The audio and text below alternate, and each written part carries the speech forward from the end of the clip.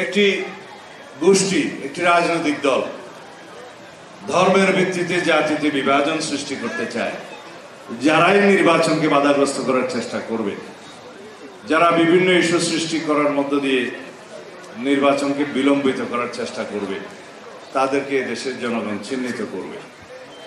আমরা কেউ সম্প্রদায় নই। বাংলাদেশে সবাই যার যার নিজ নিজ ধর্ম চর্চা স্বাধীনভাবে করবে। আমরা সবাই হয়তো কেউ এক এক ধর্মের অবলম্বন করতে পারে, ধর্মাবলম্বী হতে পারে। নিজেরা যেন কেউ সম্প্রদায় হিসেবে পরিচয় না দেয়, সিটিজেন হিসেবে পরিচয় দেয়।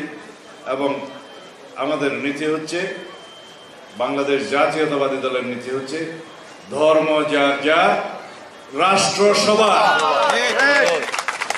ধর্ম যার যার, নিরাপত্তা পাবার অধিকার সবার। সেই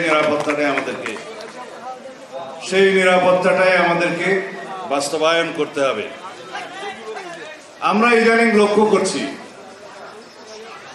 একটি গোষ্ঠী, একটি রাজনৈতিক দল ধর্মের ভিত্তিতে জাতিতে বিভাজন সৃষ্টি করতে চায়, অনৈক্য সৃষ্টি করতে চায়।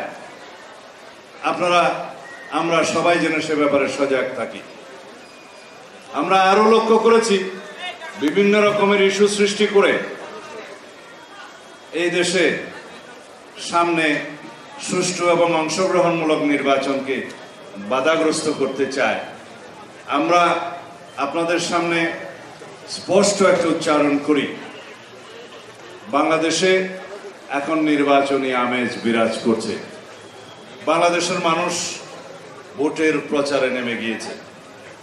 সকল প্রার্থী যারা ইলেকশন করবেন বলে আশা করছেন সবাই গণসংযোগে নেমে গিয়েছে। এখন যারাই নির্বাচনকে বাধাগ্রস্ত করার চেষ্টা করবে, যারা বিভিন্ন ইস্যু সৃষ্টি করার মধ্য দিয়ে নির্বাচনকে বিলম্বিত করার চেষ্টা করবে, তাদেরকে দেশের জনগণ চিহ্নিত করবে। আমরা লড়াই সংগ্রাম করেছি বিগত 16 বছরে আমাদের গণতান্ত্রিক অধিকার, ভোটের অধিকার ফিরিয়ে আনার জন্য, ভোটের অধিকার প্রয়োগ করার জন্য। যেই নির্বাচনের দিন তারিখ ঘোষণা এখনো হয়নি, যেই নির্বাচনের একটা সময়সীমা ঘোষণা হয়েছে, তারপর থেকে আমরা লক্ষ্য করলাম এই নির্বাচন যাতে বিলম্বিত হয় সেই প্রচেষ্টা চালু আছে কোনো কোনো মহল থেকে। এই নির্বাচন যাতে বাধাগ্রস্ত হয় সেই প্রচেষ্টাও চালু আছে কোনো কোনো মহল থেকে।